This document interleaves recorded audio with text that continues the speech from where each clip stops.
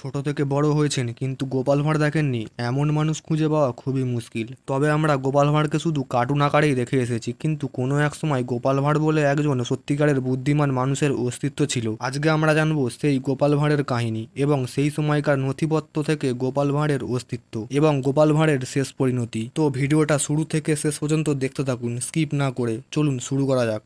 Chapter 1। সবার প্রথমেই আসছি গোপাল ভাঁড়ের অস্তিত্ব নিয়ে। অনেকে মনে করেন গোপাল ভাঁড় বলে একজন মানুষ রাজা কৃষ্ণচন্দ্রের রাজসভায় কাজ করতেন, আবার অনেকে মনে করেন গোপাল ভাঁড় বলে কেউ ছিলই না, এসব শুধুই গল্প কাহিনী। তবে সত্যিটা যাই হোক, আমরা গোপাল ভাঁড় ছিল ভেবেই ভিডিওটিকে এগিয়ে নিয়ে যাব। চ্যাপ্টার 2 এ রেখেছি গোপাল ভাঁড়ের কর্মজীবন।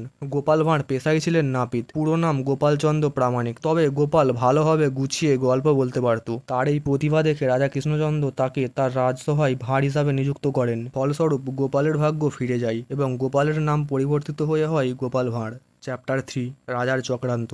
ধীরে ধীরে সময় কাটতে থাকে। ভারতে আসে ইংরেজরা। বাংলার নবাব তখন সিরাজউদ্দৌলা। ইংরেজদের সাথে হাত মিলিয়ে মির্জাফর, ঘসেটি বেগম ও রাজা কৃষ্ণচন্দ্র নবাব সিরাজউদ্দৌলাকে পদচ্যুত করার সিদ্ধান্ত নেন। রাজা কৃষ্ণচন্দ্রের রাজসভার সমস্ত সদস্য রাজাকে সমর্থন করলেও গোপাল সমর্থন করেনি এবং গোপাল রাজা কৃষ্ণচন্দ্রকে এই চক্রান্ত থেকে বেরিয়ে আসতে অনুরোধ করেন। কিন্তু রাজা কৃষ্ণচন্দ্র গোপালকে শর্ত দিয়ে বলেন, নবাবকে ভেঙচি কেটে আসতে পারলে রাজা কৃষ্ণচন্দ্র এই চক্রান্ত থেকে বেরিয়ে আসবেন। গোপাল যথারীতি নবাবকে ভেঙচি কাটে এবং নবাব রেগে গিয়ে গোপালকে ফাঁসির আদেশ দেন। কিন্তু গোপালের বুদ্ধিমত্তা গোপালকে বাঁচিয়ে নেয়। গোপাল পাগলের অভিনয় করে এবং নবাব ভাবলেন এই রকম পাগলকে ফাঁসি দিয়ে কী লাভ। নবাব তাকে ছেড়ে দেওয়ার আদেশ দিলেন।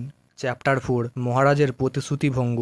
গোপাল নবাবকে ভেঙচি কেটে কৃষ্ণনগরে ফিরে আসে এবং মহারাজের প্রতিশ্রুতি রক্ষা করতে বলে। কিন্তু মহারাজ গোপালকে কোনো গুরুত্ব না দিয়েই নিজের সিদ্ধান্তে অনড় থাকেন এবং গোপালকে ধমক দিয়ে চলে যেতে বলেন। চ্যাপ্টার 5। গোপালের শেষ পরিণতি। মহারাজের এই ব্যবহারে গোপাল মনে মনে দুঃখ পায় এবং কৃষ্ণনগর ছাড়ার সিদ্ধান্ত নেয়। এরপর এক ভোরে গোপাল ভাঁড় কৃষ্ণনগর ত্যাগ করেন। গোপাল ভাঁড়ের এই কাহিনী আপনাদের কেমন লাগলো কমেন্টে অবশ্যই জানাবেন এবং লাইক সাবস্ক্রাইব করতে ভুলবেন না। ভিডিওটি সম্পূর্ণ দেখার জন্য ধন্যবাদ।